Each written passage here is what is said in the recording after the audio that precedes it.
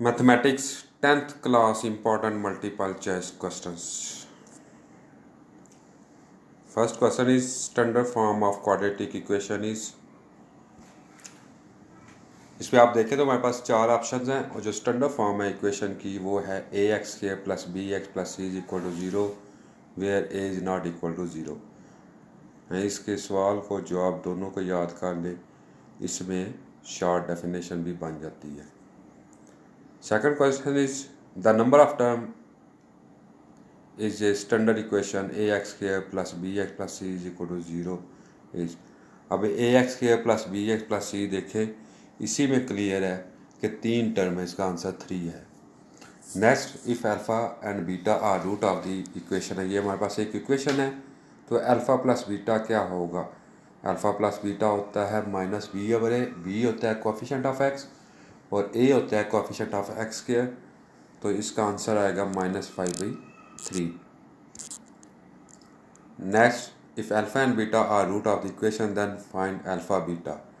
अब इसमें alpha beta है, अल्फ़ा बीटा मीन दोनों रूट्स आपस में मल्टीप्लाई हो रहे हैं, तो अल्फ़ा बीटा होता है c over a, c for constant, a for coefficient of x square. तो कांस्टेंट हमारे पास यहाँ पे 4 है और एक्स स्क्वायर का कोफिशिएंट 7 है, तो इसका आंसर आएगा 4/7। Question number 4 if alpha beta root of the equation then alpha beta is 4/7। Third chapter में से MCQs in a ratio b a is called. अब इसमें सिंपल ये बता रहा है कि इस रेशो में ए क्या होगा, तो ए को हम एंटीसीडेंट कहते हैं।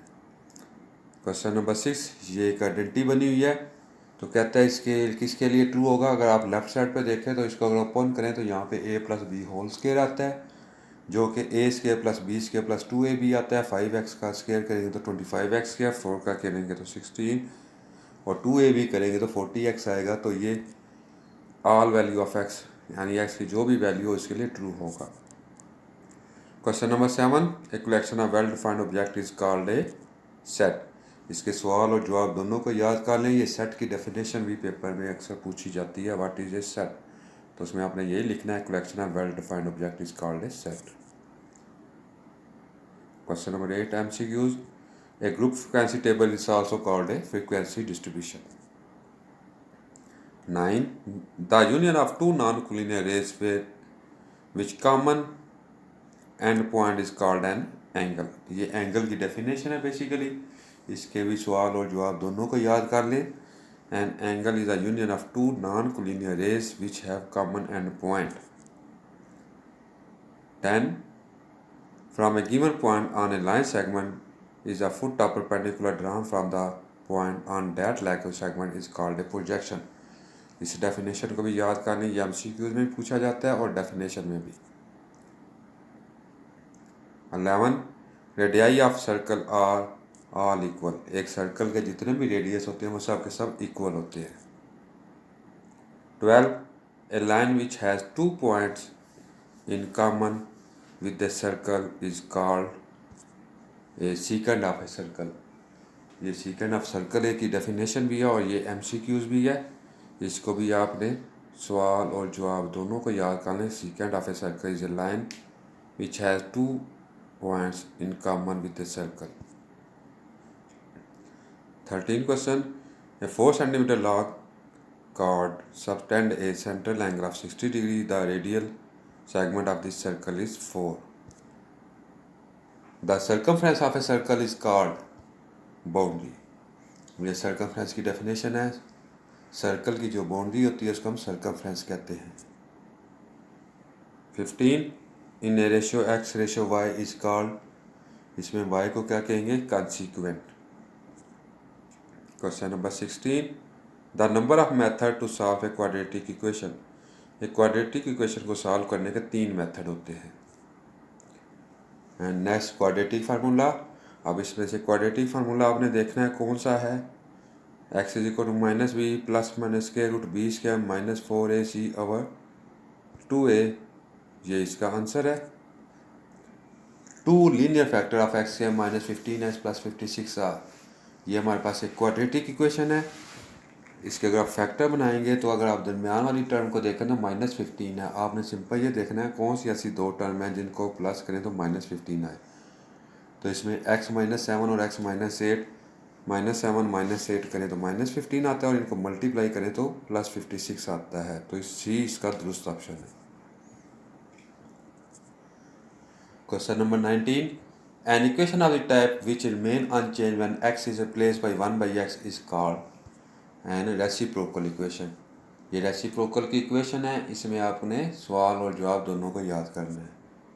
Question number 20, N equation of the type 3x + 3 - x + 6 = 0। अब इसमें x जो है पावर में चला गया है। जब x पावर में चला जाए तो इसको हम एक्सपोनेंशियल इक्वेशन कहते हैं। ये बेसिकली एक्सपोनेंशियल इक्वेशन की डेफिनेशन है। ये क्वाड्रेटिक इक्वेशन है, इसका हमने सोल्यूशन निकालना है 4x² - 16।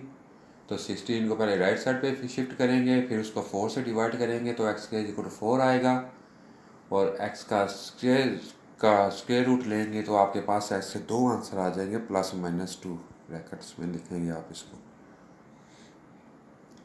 ये एक इक्वेशन है, इसमें आपके पास स्क्वायर रूट का साइन नज़र आ रहा है, इसको हम रेडिकल इक्वेशन कहते हैं।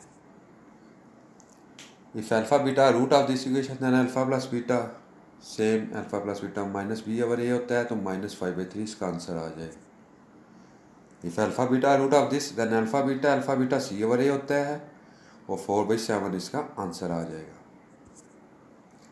The discriminant of ax² + bx + c = 0 is, अब क्वाड्रेटिक इक्वेशन का डिस्क्रिमिनेंट b² - 4ac होता है क्यूब रूट ऑफ -1। अब क्यूब रूट ऑफ -1 कौन कौन से हैं जी? -1 ओमेगा और -ओमेगा²। ए histogram is a set of adjacent rectangles. The system of measurement in which the angle is measured in radian is called circular system. ये circular system की definition है। A circle has a number of tangent equal to infinity.